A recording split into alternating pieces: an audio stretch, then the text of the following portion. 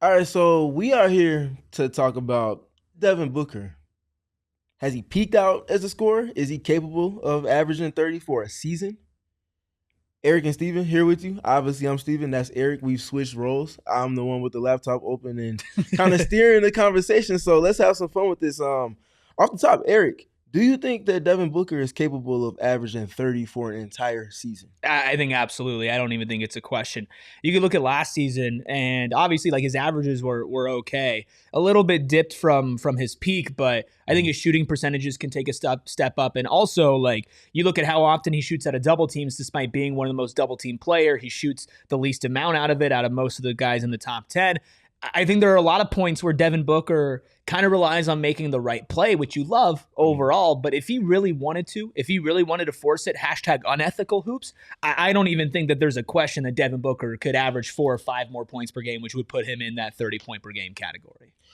Do you know how many months Devin Booker has averaged 30 or more points over the course of his career? Ooh, how many Marches has he played in? Because March is just the Devin Booker month. Give me, you know what? I feel like it's going to be a little bit lower than expected. Give me 6. He's done so 9 times. Okay, we'll take that. Now, I say technically because there's a couple of single-digit game months, either because of injury, because of the bubble, or because of just the way that the end of the season is in April when you only play a single-digit number of games. So he has technically 9 months where he's done that. I extrapolated those, and I looked at the double-digit games played months. In those months, he's done so 5 separate times. Okay. In, let's see, March of 2019, averaging 37.6 minutes, he averaged 34 points, 34% from 3. Dude, he was on fire. 30 points per game in 16 games played. In January of 2024, 36.5 minutes played. He shot 40% from 3 in that month. 32.1 points per game for 15 games in March of 2023, 35.8 minutes played. Shot 40% from 3 that month. January of 2020, 36.7 minutes played, 31.3 points per game. And then the last one to round out this 5 months that I'm speaking to, another March in 2022, 34.9 minutes played, 30.1 points per game. I think the biggest thing to look at with Devin Booker, if he's going to average and sustain that 30 or above 30, well, actually technically 2, but the first one for me is the three-point shooting. If he's not going to be created for, he has to be able to find pockets within the team scheme he's playing in to get to the pull-up 3 and knock it down sustainably.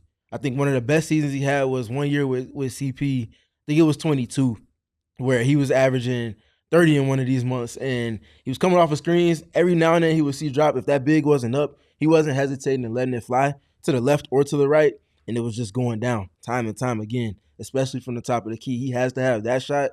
The other big part of his shot profile, some of it is not his say-so in it, but the free throws. Yeah. Getting to the rim, initiating that contact, playing through that contact. If he's able to uptick the three-point pull-up percentage and the attempts at the line, if he's north of 7, getting close to 8, 30 is easy for him. I think he could get to like 32 if he sustains at those 2. Yeah, I think just taking a couple more shots per game really is also the big thing. And if we're talking about sustaining it over a season, like he's taken the amount of threes that he needed to take, especially last season. Like he took a good amount of threes. I think it was almost like 8 threes per game. But his percentage, like you mentioned, just like wasn't that great. Now, why was that?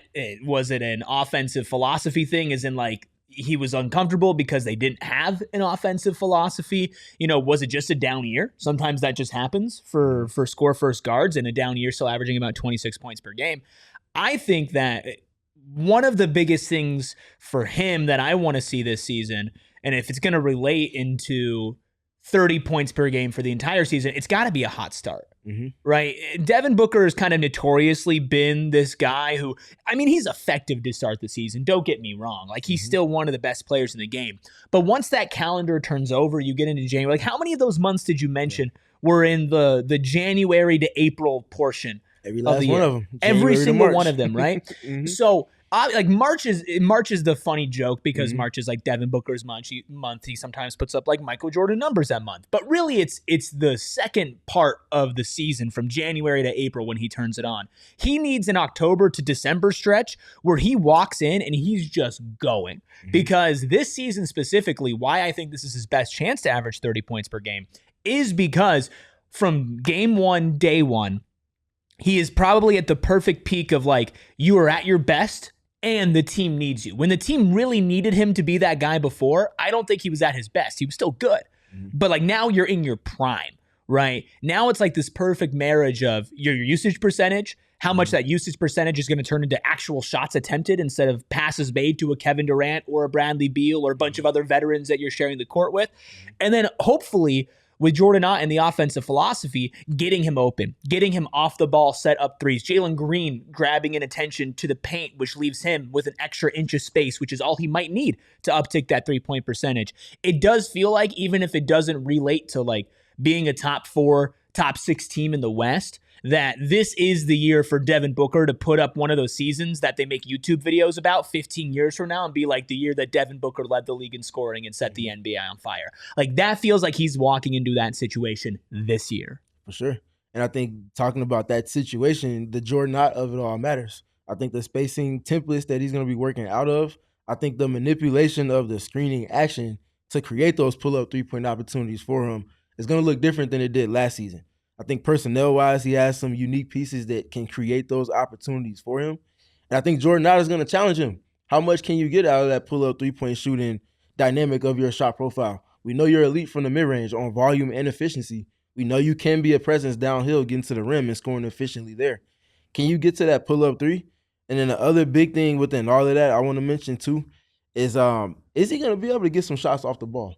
Because it doesn't all have to be self-created. And I think when you're able to even get to like 15% of his offense being created, maybe it all comes from Jalen Green. Maybe some of it comes from the Dylan Brooks post-ups where they're in movement around him. I think there's opportunity there, all stemming back to the Jordan Ott of it all and some of the new pieces around him. I want to shout out Todd Whitehead of Sports Radar, also known as Synergy, for bringing up the graphic where he's speaking to each franchise's last 30-point per game score. And we talked about this off the air yesterday. There's a handful of teams that don't have a 30-point per game score in their history. The Phoenix Suns are one of them. Can Devin Booker be that guy for this franchise for the first time in its history in 2025-26? I mean, I think he can. And I think there's one more thing that I want to touch on here really quick. Is you mentioned like the off-ball stuff or getting shots created for. Maybe that is the issue with not having like a true point guard on the roster, but I wonder if that's balanced out with, and I say this respectfully, this is probably the least amount of trust, and I don't say this from like a personal level, but from like an offensive capability standpoint, that Devin Booker should have when he's making the pass this year, right? So now when Devin Booker's going downhill, and the thought is, should I kick it to the corner? Or should I go up with it? Like, again, until there's some more respect earned from the 3 ball from Ryan Dunn or from, a Rasheer Fleming, or maybe Jalen Green's shot diet improves, or Colin Gillespie takes that step, or, Dylan Brooks had a great season last year, but overall isn't like a sharp shooter.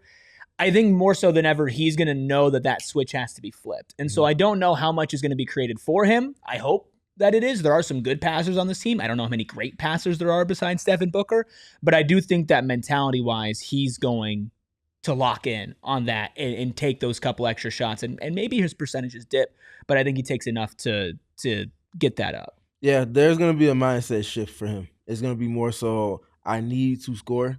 It's not going to be, I can dole that off to someone else for a short period of time. Jalen Green is going to score in addition to Devin Booker.